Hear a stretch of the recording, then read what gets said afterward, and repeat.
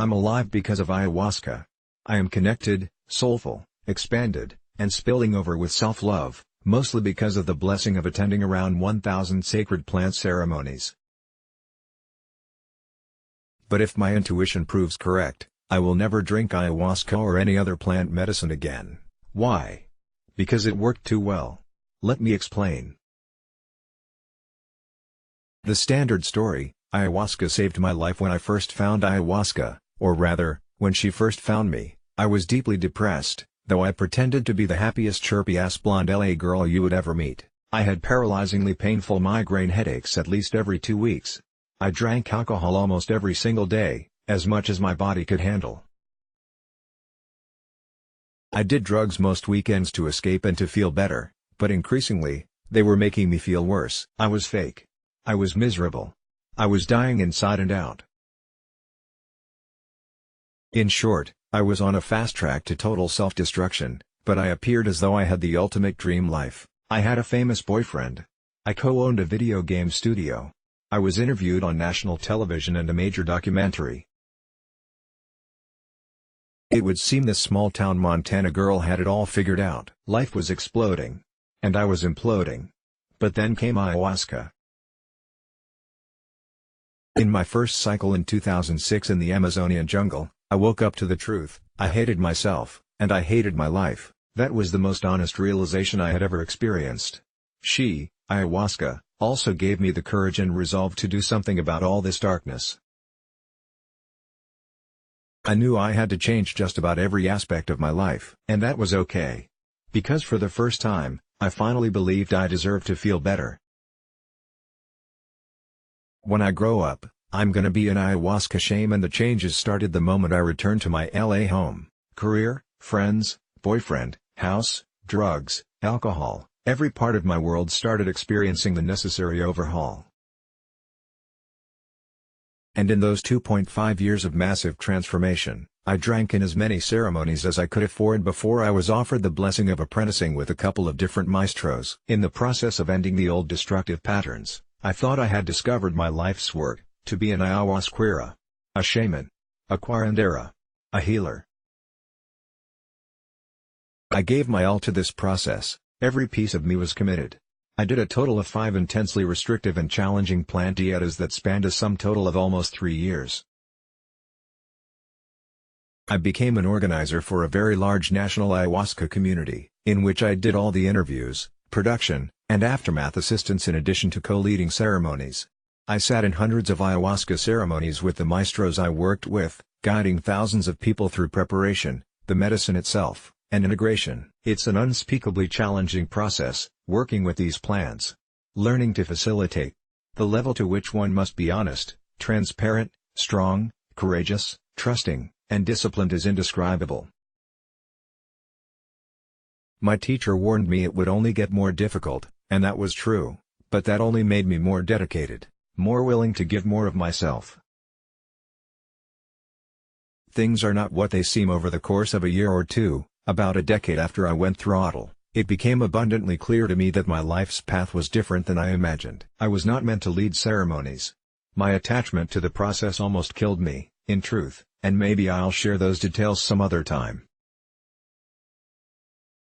The circumstances aren't important right now, however. What I mean to share is this: shamanism is not for everyone. The fundamental understanding of anyone committing to a shamanic path is that there are good and bad energies, spirits, all around us, and a shaman aids in protection and clearing. Plants have spirits. Animals. Rocks. Humans, of course. The earth itself. The shaman is the bridge walker, traveling to other realms to help with soul retrieval and spiritual cleansings that impact the tangible, body, and intangible, soul, mind, emotions, etc. I watched people with cancer heal themselves, diabetes, depression, Lyme disease, kidney failure, heart congestion, PTSD, intense emotional traumas. You name it, I've seen it transformed in this process. Nothing is capable of healing us. We have to do it ourselves. Ayahuasca itself, contrary to what others say, is not a healer. She is a consciousness expander, which is far better. She shows us how to heal ourselves, if we're ready and willing. She can't force it, she can only show us the portal. If our soul knows it's time, then magic can unfold. She opens us up to a different perspective, a more expanded view of ourselves, our tribe, and our world. She gives us the opportunity to understand our true nature, our patterns, our fears, and then provides guidance, through the vessel of a trained and authentic shaman, to choose differently. To heal. To expand. Ultimately, however, ayahuasca is what I call the medicine of duality. She works by creating deep experiences of contrasts like fear and fearlessness, darkness and light, resistance and surrender. But the more I worked with her, the more I became more singular in my awareness. By that I mean non-dual. And by that I mean, all contrasts collapsed into the one. I learned through experience, as opposed to thought, that hot and cold are just opposite sides of the same coin. Darkness and light are both made of God stuff, they are all from source, and so in the highest truth, they are fundamentally the same experience, we just receive them from a filter of preference and feeling and compartmentalization.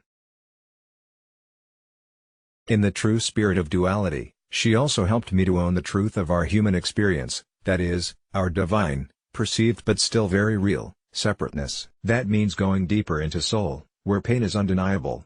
I have experienced fear so wildly intense I sincerely thought I would combust from the realness. In that space, every moment felt like a lifetime. Each millisecond I had to hold on for dear life, thinking something far worse than death was about to consume me. Despite knowing it's all an illusion, my emotional experience has hit every corner of the spectrum, and to that part of me, this shit is very, very real. My soul doesn't give a rat's patootie if my mind says it's all just perception. I feel. And to the part of me in separateness, that's the real deal, until it wasn't. Until I started experiencing it all as oneness. Until I accidentally uncovered a more unified truth. Experiencing the darkness as part of the light, I still feel the darkness, so intensely at times I think I might lose consciousness, but I never, ever believe it's anything other than exactly what I need. I know it's all love. And in that, the duality has fallen away. This actually made me powerless as an ayahuasquera. Why? Because although I see and experience all those spirits, including the demonic ones, I started to deeply understand they are only projections that stem from our current perspective and vibration. They are both real, if we believe in them, and then when we see the bigger picture of reality, they become projections.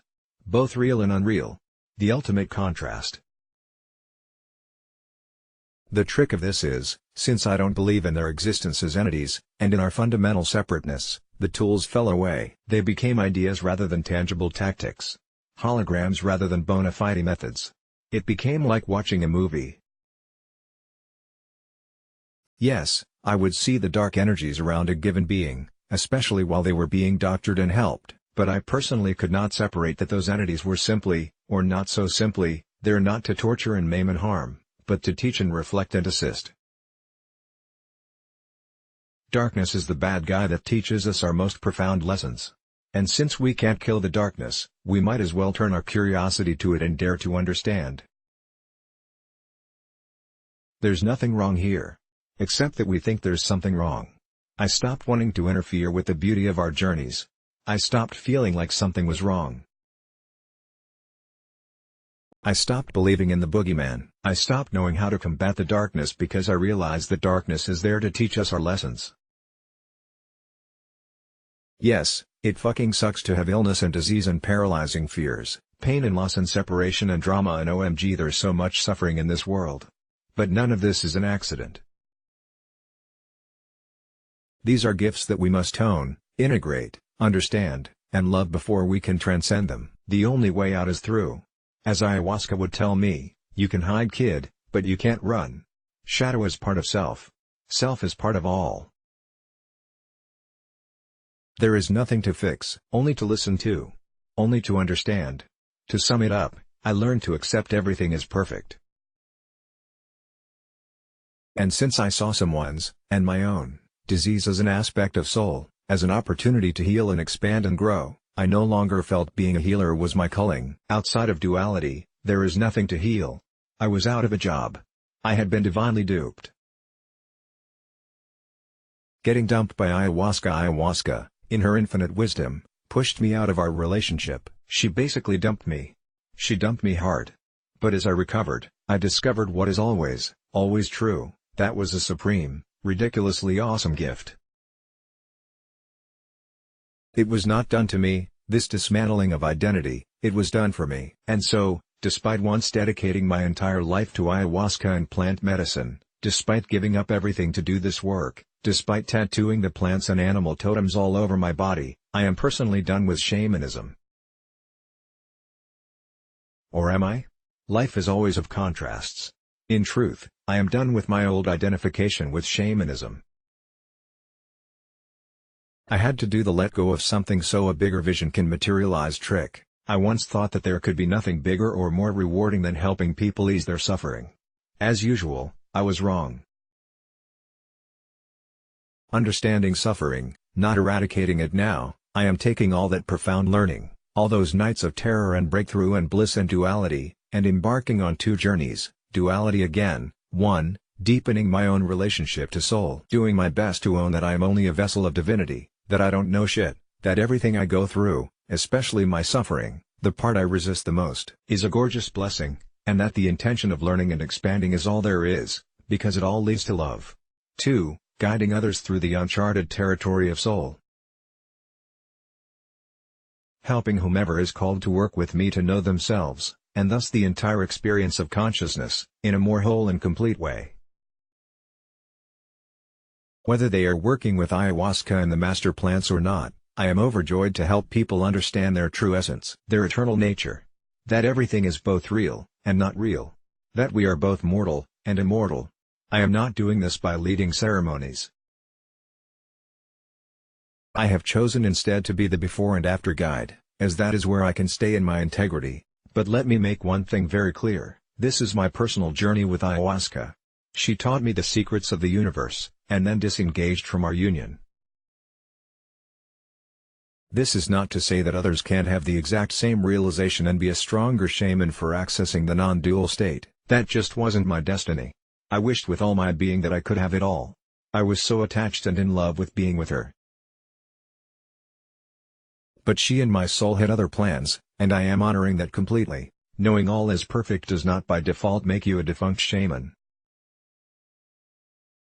It just made me one. Authentic shamans and journeyers are all spiritual warriors. See, honor with all that I am every brave soul who both facilitates and participates in these sacred, time-honored experiences. It is not the easy path.